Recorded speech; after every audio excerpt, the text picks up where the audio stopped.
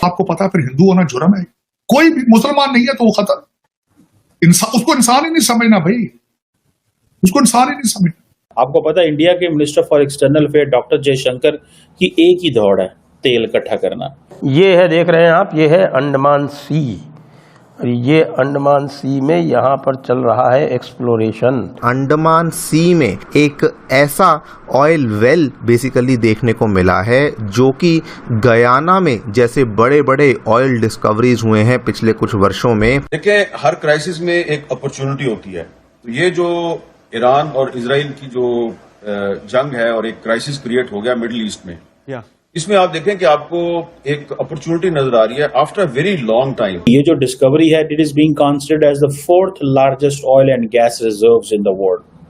Venezuela जो है उसके पास कहा जा रहा है कि वो लीडर है ऑयल रिजर्व्स का। ये 11 बिलियन बैरल से ज्यादा बड़ी एक ऑयल फील्ड निकलने वाली है। समझ लीजिए भारत के भाग्य खुल गए। जब ये वाला ऑयल फील्ड जब ये ऑपरेशनलाइज हो जाएगा तो ये डेली बेसिस पर कम से कम 2.5 लाख बैरल प्रतिदिन की जो प्रोडक्शन है। क्योंकि हमारी रियासत भी यही चाहती है कि हम किसी ऐसे हीरो को हीरो तस्लीम ना करें जिसका ताल्लुक असल में हमारे फेथ से नहीं था। क्योंकि बहुत से लोग जो तेल लेते हैं वो मिडिल ईस्ट से लेते हैं, तो ना सऊदिया का उस साइड से जा सकेगा गल्फ से, और बहुत से ममालिक इसकी जद में आएंगे जिसमें पाकिस्तान भी है, क्योंकि हम भी तेल के बहुत बड़े इंपोर्टर्स हैं। पाकिस्तान ने एज अ नेशन पूरी मुस्लिम उम्मा की टेक्नोलॉजी को, उनके डिफेंस को एनहांस किया। मुसलमानों के पास ऐसी क्या चीज है, तुम दुकान में बैठ के पंचर लगा रहे हो, तुम्हारे खिलाफ क्या साजिश करनी है किसी को? कहते तुम्हारी जमीनें ले लेंगे, उसके पास जमीन है नहीं, वो तो भाड़े की दुकान पे चलाता है,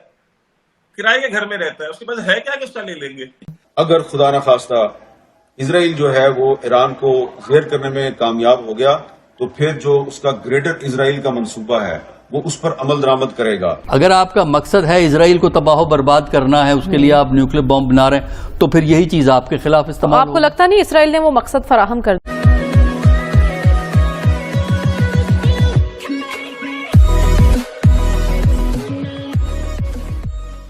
नमस्कार दोस्तों, अब यहाँ पर बात हो रही है कि भाई भारत के जो अंडमान टापू है उसके आसपास तकरीबन 20 ट्रिलियन डॉलर का हो सकता है कि ऑयल जखीरा मिले इंडिया को, और हो सकता है कि यहाँ पर इंडिया की जो सबसे बड़ी ऑयल कंजप्शन की जो रिक्वायरमेंट है वो यहाँ से फुलफिल हो जाए। और कहा जा रहा है कि अगर मान लीजिए हो जाता है तो ये अपने घर का होगा, तो आप समझ सकते हैं कि उसके बाद पेट्रोल और डीजल के प्राइसेस क्या होंगे।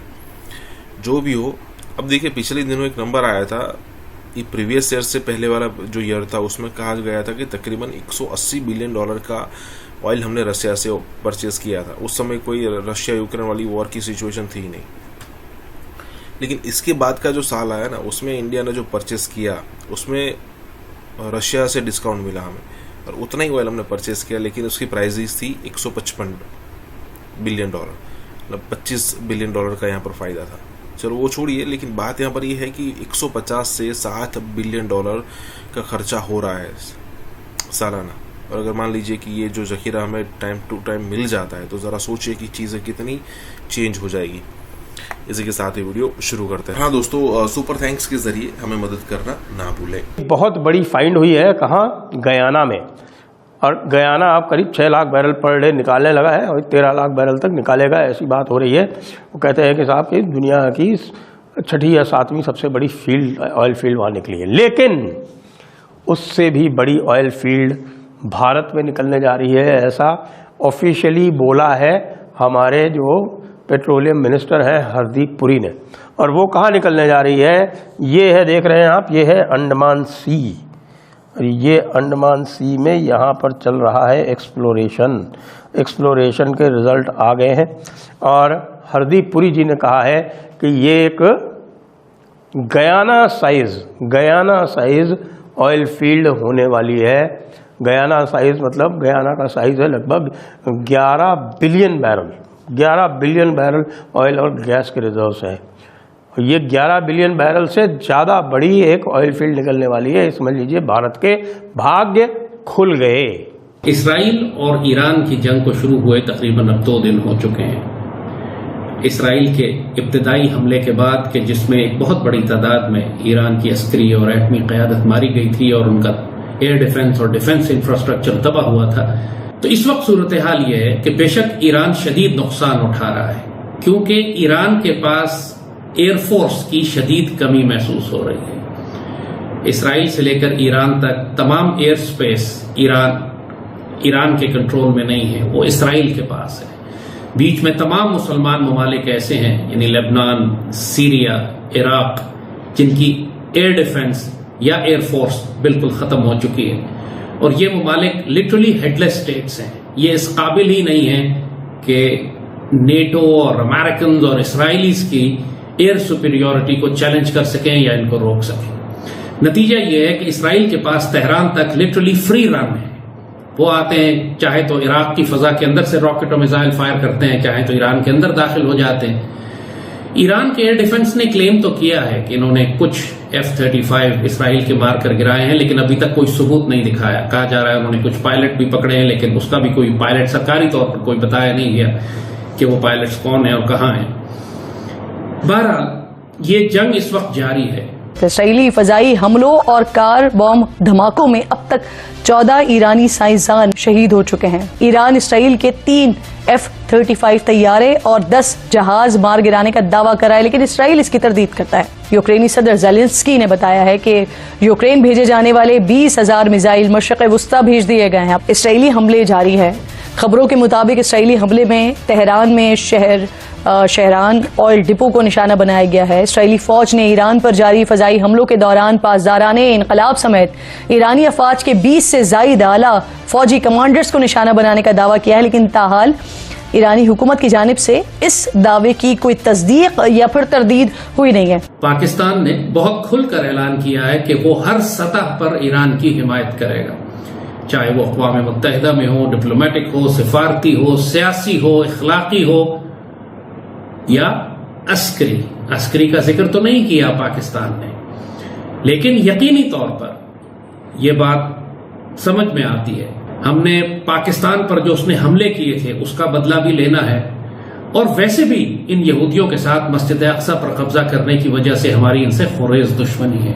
अब जबकि ये ईरान पर हमला कर रहे हैं तो इसका मतलब भी बहुत वाज़ेह है कि ये सीरिया और इराक की तरह ईरान को भी तबाह करके यहाँ पर या तो एक हेडलेस अनार्किक स्टेट बना दें ताकि पूरे मुल्क में दाइश की तरह के दहशतगर्दों को फैला दिया जाए, या यहाँ पर शाह ऑफ ईरान की हुकूमत को ले आए कि जिसका मतलब है कि यहाँ इसराइल का एक दूसरा दारुल हुकूमत कायम हो जाएगा। तल अवीव की तरह तेहरान जो है वो इसराइल का एक कैपिटल बन जाएगा, क्योंकि शाह ऑफ ईरान का ये जो बेटा है ये मुकम्मल तौर पर यहूदी है। इसकी बेटी ने भी एक यहूदी से शादी की है, और ये मुकम्मल तौर पर इसराइल के इंटरेस्ट प्रोटेक्ट करेगा।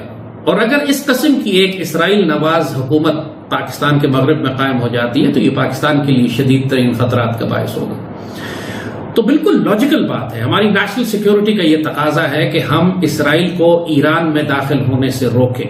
यहाँ तो अंडमान वाले में तो डिक्लेरेशन हो गया, घोषणा कर दी हरदीप पुरी जी ने कि हम अब यहाँ पर इतनी ऑयल और गैस यहाँ में मिलने वाली है कि हम सीधे $4 ट्रिलियन की इकॉनमी जो आज हम हैं, $4 ट्रिलियन की इकॉनमी से सीधे हम छलांग लगाने वाले हैं $20 ट्रिलियन की इकॉनमी पे।